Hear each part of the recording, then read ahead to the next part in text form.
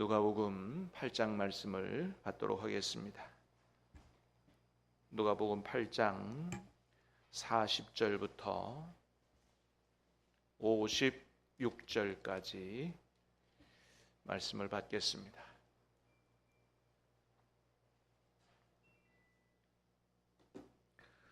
누가복음 신약성경 105면 누가복음 8장 40절부터 마지막 56절까지 말씀을 받겠습니다. 하나님의 말씀입니다. 예수께서 돌아오심에 무리가 환영하니 이는 다 기다렸음이러라.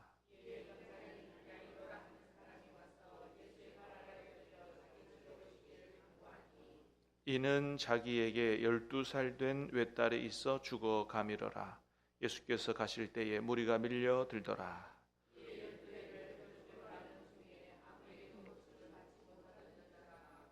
예수의 뒤로 와서 그의 옷가에 손을 대니 혈루증이 즉시 그쳤더라.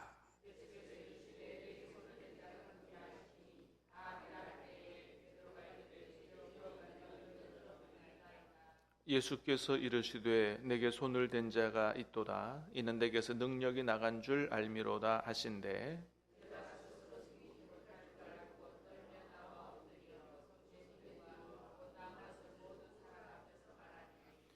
예수께서 이르시되 딸아 내 믿음이 너를 구원하였으니 평안히 가라 하시더라.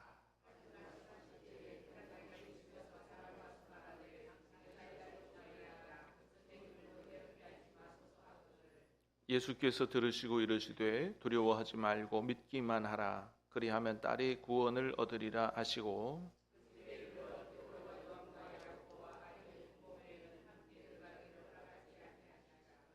모든 사람이 아이를 위하여 울며 통곡하매 예수께서 이르시되 울지 말라. 죽은 것이 아니라 잔다 하시니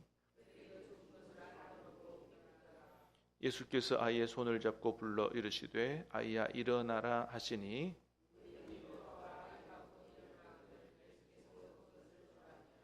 같이 읽습니다. 그 부모가 놀라는지라 예수께서 경고하사 이를 아무에게도 알리지 말라 하시니라. 아멘. 할렐루야. 여러분, 주님께서 오늘도 우리 가운데 살아 역사하시는 줄로 믿습니다. 오늘 본문 가운데 있는 주님을 만나는 아침 될 수 있기를 주님의 이름으로 축복합니다. 여러분, 우리가 살다 보면 정말로 이제는 길이 없다. 정말 이제는 끝인가 보다 라고 생각되는 그런 어려울 때가 우리 인생에 있을 수 있습니다. 의학적으로 봐도 그렇고 때는 관계적으로 경제적으로 이제는 정말 끝이다. 그렇게 생각될 때가 얼마든지 있을 수가 있습니다. 여러분 그럴 때 오늘 본문은 우리에게 그렇게 말씀하시는 거예요. 아니라는 거예요. 끝이라고 생각될 때가 오히려 살아계신 주님을 만날 때이다. 오늘 본문은 우리에게 그렇게 말씀하시는 것입니다. 여러분 오늘 본문에서 우리에게 말씀하시는 주님의 음성을 들을 수 있기를 우리 예수님 이름으로 축복합니다. 오늘 본문에는 두 가지 사건이 기록이 되어 있죠. 우리가 잘 아는 것처럼 하나는 12년 동안 혈류병으로 고통받던 그런 여자의 치유 이야기, 또 하나는 회당장 야이로의 딸이 이제 살아나는 그런 기적의 사건이 기록이 되어 있습니다. 자, 먼저 회당장 야이로의 이야기입니다. 여러분 41절 42절 다시 한번 보도록 하겠습니다. 시작.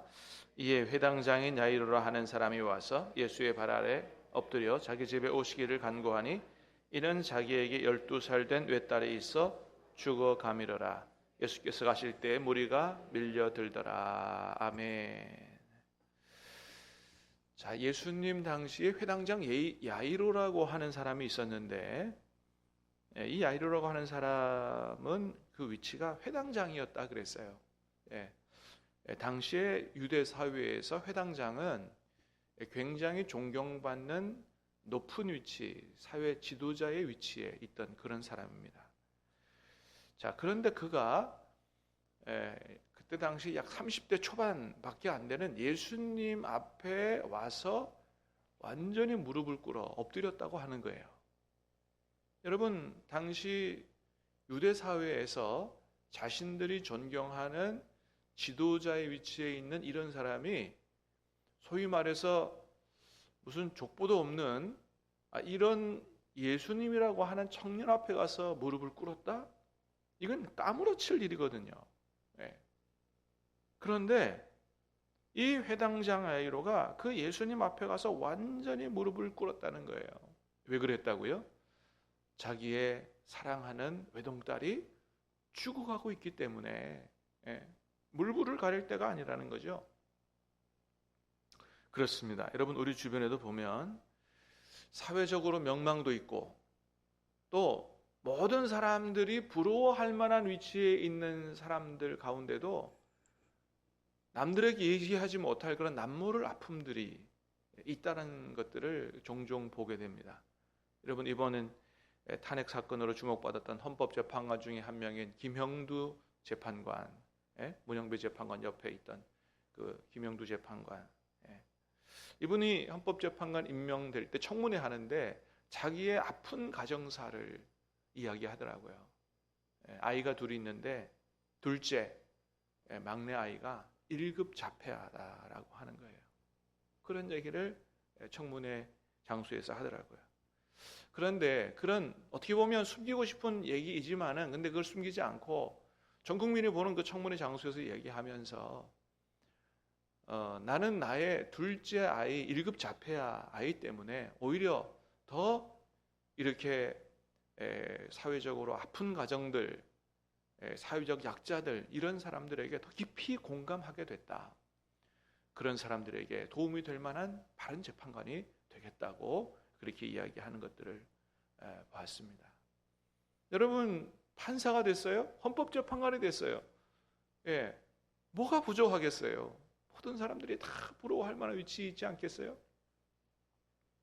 제가 고등학교 때 저를 영어를 가르쳐 주셨던 고려대학교 의사하고 고려대학교 안암병원 교수였던 그 선생님과 부부가 다 의사예요. 그런데 그 가정에도 한 아이가 뇌성마비로 태어난 그런 아픔이 그 가정에 있었어요. 저는 어릴 때 참 이해하기가 좀 그랬어요.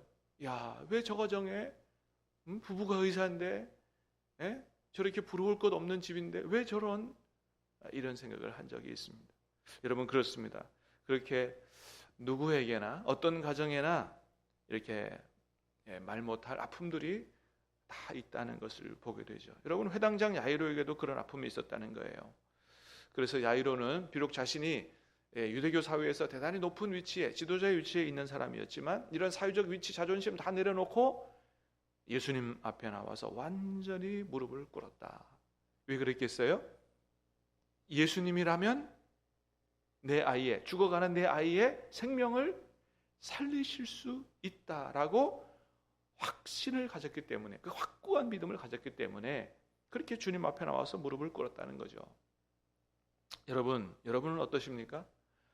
누가 봐도 이제는 길이 없다, 끝이다, 이렇게 보여지는 상황에서도 주님이시라면 내 병을 고치고 주님이시라면 내 문제를 해결하여 회복하실 수 있다라고 여러분 주님을 확실히 믿으십니까?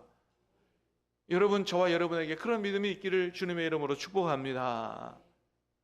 다른 사람은 안 되더라도, 다른 사람은 못 고치더라도 누구라면 주님이시라면 가능하다.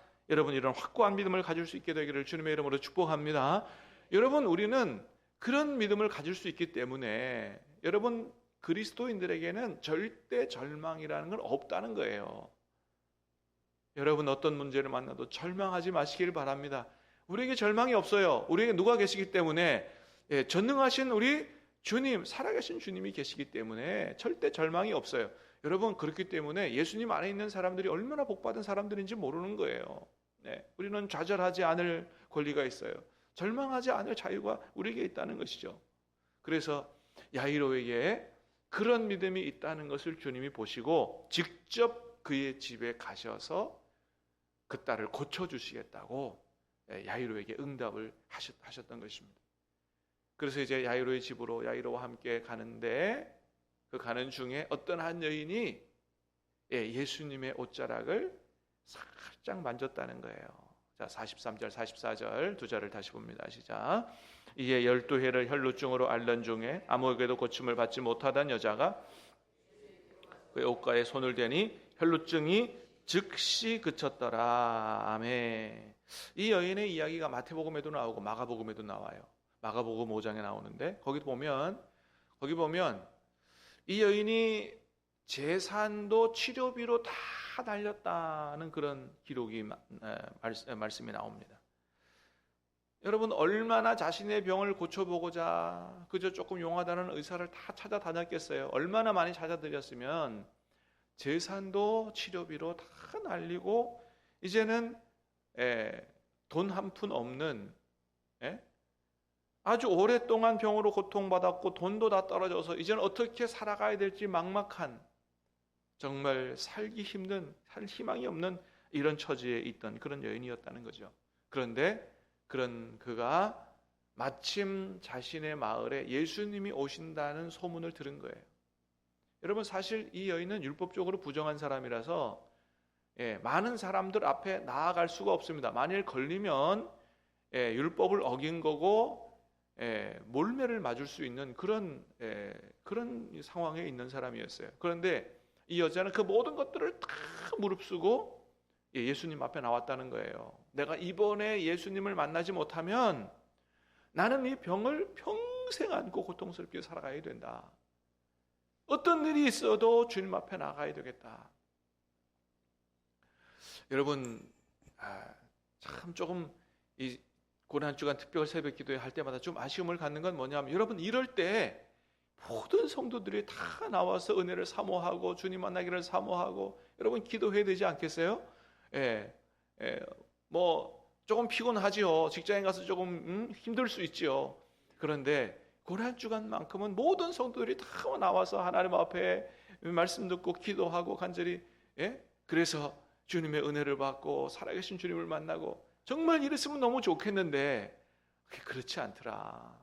어떻게 보면 말씀을 안 들어도 될 만한 믿음을 가진 분들은 열심히 나오고 정말 말씀을 듣고 간절히 기도하고 주님의 손길이 필요한 분들은 안 나오고 이게 너무 안타까운 거예요. 안타까운. 여러분 우리 구역자님들 내일 좀 다 연락하셔서 며칠 남은 고난주간이라도 하나님 앞에 나가서 우리가 간절히 기도하자고 하나님이 은혜 주실 거라고 응답하실 거라고 여러분 나 혼자 예수 잘 믿지 말고 독려하고 격려해서 여러분 같이 우리 교회는 하나님 앞에 온전한 믿음으로 설 수 있기를 주님의 이름으로 축복합니다.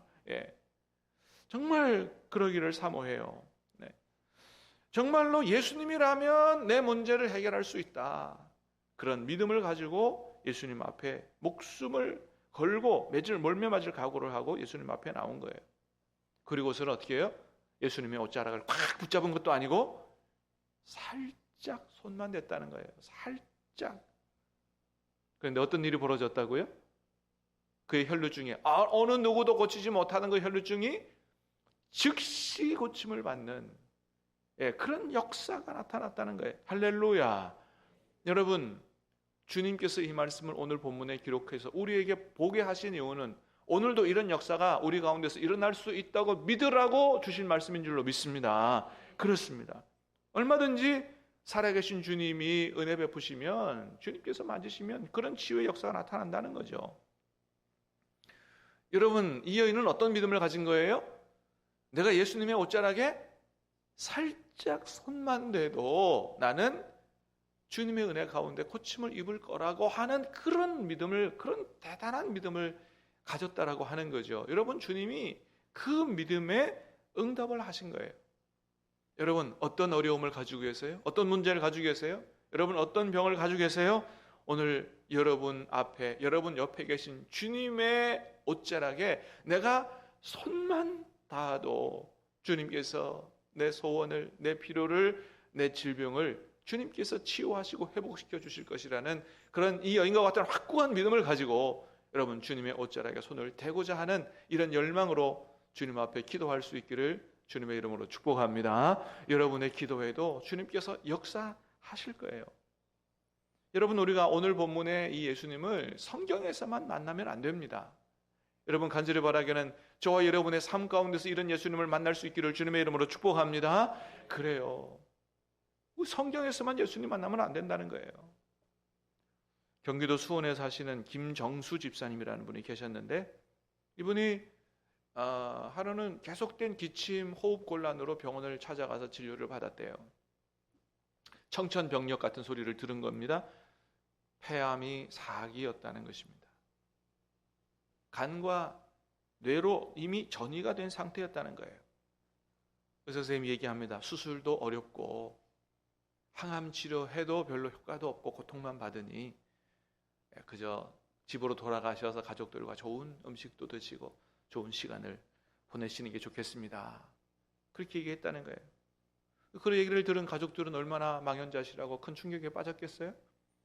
그런데 이 집사님 믿음의 사람답게 병상에서 제일 먼저 한 것이 성경을 펴고 하나님 말씀을 읽고 기도하기를 시작했다는 거죠. 매일 아침마다 하나님 앞에 말씀 읽고 기도하면서 눈물로 기도하면서 하나님, 내 생명이 하나님의 손에 있음을 믿습니다. 하나님 나 좀 살려주십시오. 내가 아직도 젊은데 할 일이 많습니다. 주님 내 병을 고쳐달라고 그렇게 눈물로 그렇게 40일을 온 교회 성도들이 기도하고 목사님 찾아가서 기도하고 그렇게 모든 사람들이 함께 간절히 하나님 앞에 기도했다는 거예요. 여러분 40일 이후에 기적이 나타났다는 거죠. 예. 의사 선생님이 다시 검진을 하다가 고개를 갸우뚱하면서 그렇게 물었대요. 김정수 씨, 혹시 다른 병원에서 치료받는 것 있습니까? 예. 뭐 그럴 리가 없잖아요. 예.